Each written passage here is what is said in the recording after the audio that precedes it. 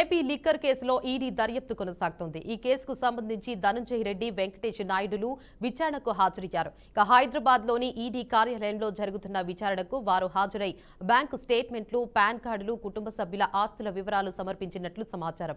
ఇక లిక్కర్ కేసులో ఆర్థిక లావాదేవీలు, డబ్బు ప్రవాహంపై ఈడీ అధికారులు వారిని ప్రశ్నిస్తున్నట్లు తెలుస్తోంది. ఇక ఈ కేసులో త్వరలోనే మరికొందరికి కూడా నోటీసులు జారీ చేసే అవకాశం ఉందని దర్యాప్తు వర్గాలు చెబుతున్నాయి. ఏపీ లిక్కర్ కేసులో ఈడీ దర్యాప్తు కొనసాగుతోంది. ఈ కేసుకు సంబంధించి ధనంజయ రెడ్డి, వెంకటేష్ నాయుడులు విచారణకు హాజరయ్యారు. హైదరాబాద్ లోని ఈడీ కార్యాలయంలో జరుగుతున్న విచారణకు వారు హాజరై బ్యాంకు స్టేట్మెంట్లు, పాన్ కార్డులు, కుటుంబ సభ్యుల ఆస్తుల వివరాలు సమర్పించినట్లు సమాచారం. ఇక లిక్కర్ కేసులో ఆర్థిక లావాదేవీలు, డబ్బు ప్రవాహంపై ఈడీ అధికారులు వారిని ప్రశ్నిస్తున్నట్లు తెలుస్తోంది. ఇక ఈ కేసులో త్వరలోనే మరికొందరికి కూడా నోటీసులు జారీ చేసే అవకాశం ఉందని దర్యాప్తు వర్గాలు చెబుతున్నాయి. ఇక ఇదే అంశంపై మరింత సమాచారాన్ని మా ప్రతినిధి సుబ్బు అందిస్తారు. చెప్పండి సుబ్బు, అప్డేట్స్ ఏంటి?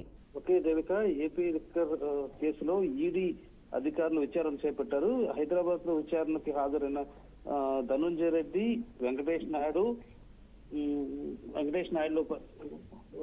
ఈడీ అధికారుల ముందు హాజరయ్యారు. అయితే ఈడీ అధికారులు ముందునే వాళ్ళకి నోటీసులు ఇచ్చినప్పుడే చెప్పారు, బ్యాంక్ స్టేట్మెంట్లు, కుటుంబ సభ్యుల ఆస్తుల వివరాలు ఈడీ ముందు ఉంచాలని చెప్పేసి కూడా కోరడం జరిగింది. అయితే దీనికి సంబంధించిన వివరాలన్నింటినీ కూడా ఈడీ అధికారుల ముందు ఉంచడం జరిగింది.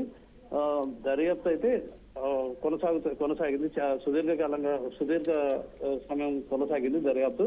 దీనికి సంబంధించి లిక్కర్ కేసులో ఎవరెవరు ఇన్వాల్వ్మెంట్ ఎంత ఉంది, లిక్కర్ స్కామ్ జరగక ముందు ఎవరెవరు ఆస్తులు ఎంత ఉన్నాయి, స్కామ్ జరిగిన తర్వాత ఎవరెవరు ఎంత ఆస్తులు కూడబట్టారు అనేది దీనిపైన మొత్తం టోటల్ గా అయితే ఈడీ అధికారులు దర్యాప్తు చేస్తున్న పరిస్థితి అయితే నెలకొంది. ఇప్పటికే 440 కోట్ల రూపాయల స్థిర చరాస్తులను కూడా ధనంజయ రెడ్డికి సంబంధించి కావచ్చు, వెంకటేష్ నాయుడు కావచ్చు, చాణక్య కావచ్చు, వీళ్ళందరి ఇదిలో కూడా 440 కోట్ల రూపాయల ఆస్తులను ఈడీ అయితే జప్తు చేసినట్టుగా కూడా తెలుస్తుంది, అటాచ్ చేసినట్టుగా కూడా తెలుస్తుంది. ఈ అటాచ్మెంట్ అయితే ప్రస్తుతానికి ఈడీ అధికారులు ఇంకా దూకుడు పెంచి ఇంకా ఎవరెవరు ఈ కేసులో ఉన్నారు, ఎవరెవరు ఈ కేసులో ఇదై ఉన్నారు అనే దానిపైన కూడా పూర్తిగా విచారణ అయితే చేస్తున్న పరిస్థితి నెలకొంది. ప్రస్తుతం ధనంజయ రెడ్డి ప్లస్ వెంకటేష్ నాయుడులను కూడా ఈడీ అధికారులు విచారిస్తున్న పరిస్థితి నెలకొంది. ఈ విచారణలో మరికొన్ని కొత్త అంశాలను ఈడీ అధికారులు తెలుసుకునే ప్రయత్నం చేస్తారు. ఈ కొత్తగా ఎవరెవరి పేర్లు వెల్లడిస్తారనే దానిపైన కూడా ఆసక్తి నెలకొంది. ఇప్పటికే చాలా పేర్లు బయటకు వచ్చిన నేపథ్యంలో ఇంకైనా అని చెప్పేసి కూడా ఆసక్తి నెలకొన్న పరిస్థితి అయితే ఉంది. మరికొంతమందికి నోటీసులు ఈ విచారణ పూర్తయిన తర్వాత మరికొంతమందికి నోటీసులు ఇచ్చేందుకు ఈడీ అధికారులు సిద్ధమవుతున్నట్టుగా కూడా తెలుస్తుంది. మొత్తం మీద ఈ కేసులో ఈడీ అధికారులు దూకుడు పెంచారని అనుకోవచ్చు.